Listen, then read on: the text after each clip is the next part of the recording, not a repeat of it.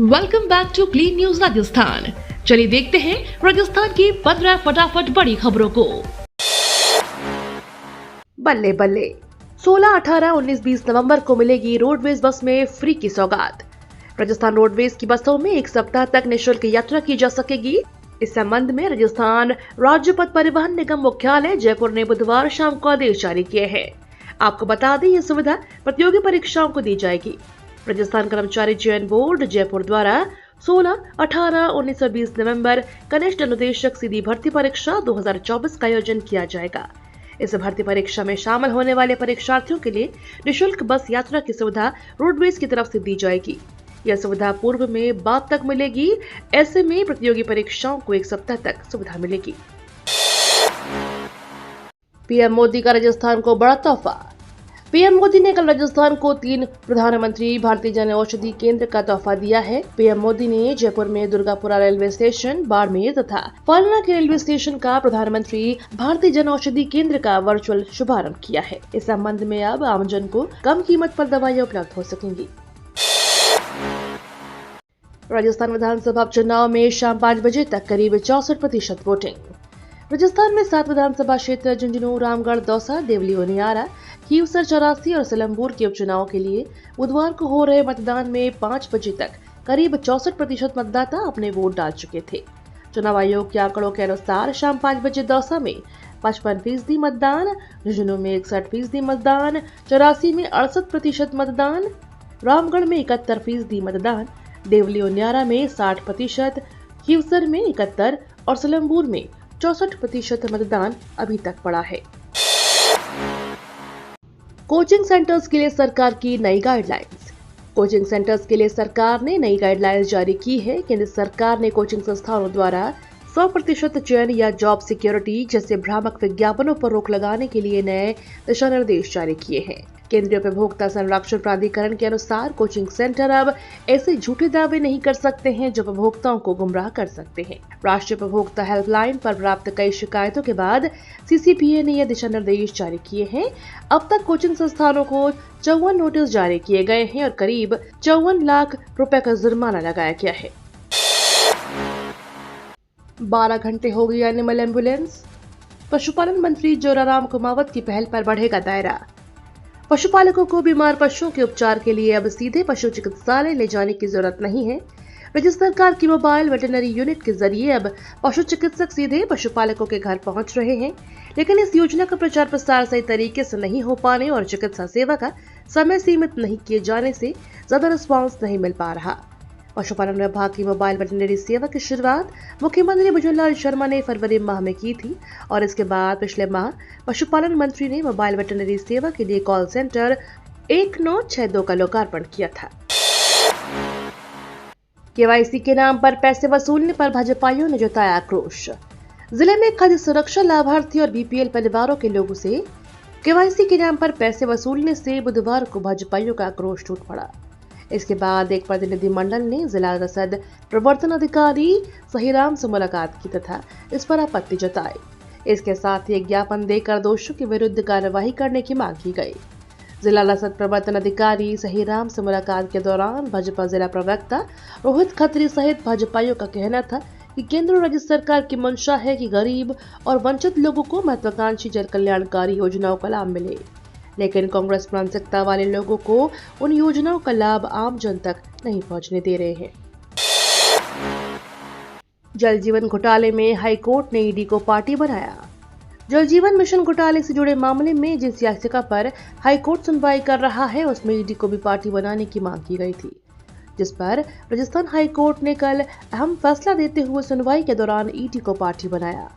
याचिकाकर्ता public against corruption के सदस्य डॉक्टर टीएन शर्मा ने बताया कि हमने इस मामले में कोर्ट से अपील की थी कि मामले में ईडी को पार्टी बनाया जाए। इस पर कल हाईकोर्ट ने ईडी को पार्टी बनाने के आदेश जारी कर दिए हैं। इसके अलावा मामले में घोटालों के आरोपी से घिरी जीआई इंफ्रा को भी पार्टी बनाया गया है। मूंछ कटाने और सिर मुंडाने के दावे पर चिकित्सा मंत्री कायम। खीवसर में बीजेपी की जीत नहीं होने पर मूंछ कटा लेने और सिर मुंडाने का ऐलान करने वाले चिकित्सा मंत्री गजेंद्र सिंह खीवसर ने मंगलवार को खीवसर कस्बे में अपना वोट दिया। इस दौरान जब मीडिया ने मंत्री खीवसर से उनके दावे को लेकर सवाल पूछा तो उन्होंने कहा कि प्राण जाए पर वचन न जाए। आपको बता दें, चिकित्सा मंत्री गजेंद्र सिंह खीवसर ने चुनाव प्रचार के अंतिम दिन भाषण में यह दावा किया था कि बीजेपी जीतेगी ही जीतेगी। इस बार बीजेपी नहीं जीती तो मूंछ कटा लूंगा व सर मुंडा लूंगा। अपने बयान को लेकर खीवसर ने कहा कि ईश्वर की कृपा से यह समस्या आएगी नहीं, आएगी तो जुबान पर रहेंगे, प्राण जाए पर वचन न जाए। वही खीवसर में बीजेपी की जीत का भी दावा किया। नरेश मीणा के समर्थकों से विवादित अपील। देवली उनियारा विधानसभा क्षेत्र के समरावता गांव में बुधवार को मतदान के दौरान हुए हंगामे पर पूरे राजस्थान की निगाह टिकी हुई है, क्योंकि दोपहर में मतदान के दौरान यहां पर चुनाव लड़ रहे निर्दलीय प्रत्याशी नरेश मीणा ने आपा खोते हुए मालपुरा एसडीएम अमित चौधरी को थप्पड़ जड़ दिया। घटना के बाद से ही समरावता गांव छावनी बना हुआ है। वहीं इस घटना के बाद समरावता गांव में भारी पुलिस जब्ता तैनात किया गया है। मौके पर टोंक एसपी, कई थानों की पुलिस, एसटीएफ मौजूद है। वही जानकारी मिल रही है कि आसपास के कई जिलों से पुलिस जब्ता बुलाया जा रहा है। 2,40,000 सैलरी वाली चाहिए नौकरी तो गेल में फटाफट करें आवेदन। गेल इंडिया लिमिटेड में नौकरी की तलाश भटक रहे युवाओं के लिए बेहतरीन मौका है। इसके लिए गेल ने chief manager, senior engineer, senior officer और ऑफिसर के पदों के लिए वैकेंसी निकाली है। जो कोई भी इन पदों के लिए आवेदन करना चाहते हैं वे गेल की आधिकारिक वेबसाइट gailonline.com के माध्यम से अप्लाई कर सकते हैं। इन पदों के लिए आवेदन प्रक्रिया शुरू हो चुकी है। नवंबर के महीने में भी पड़ रही गर्मी, राजस्थान में 2 से 4 डिग्री अधिक तापमान।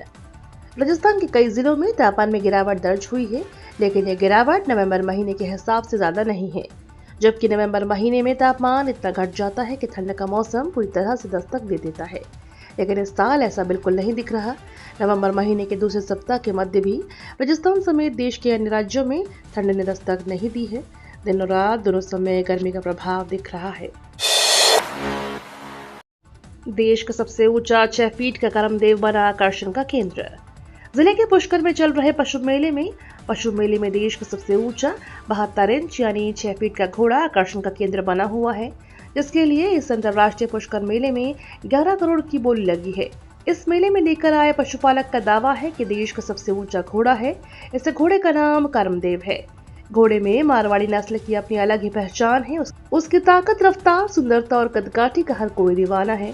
इसके बावजूद पुष्कर मेले में आया करमदेव चर्चा का विषय बना हुआ है। बुलडोजर एक्शन पर सुप्रीम फैसला, आरोपी का घर गिराना गलत।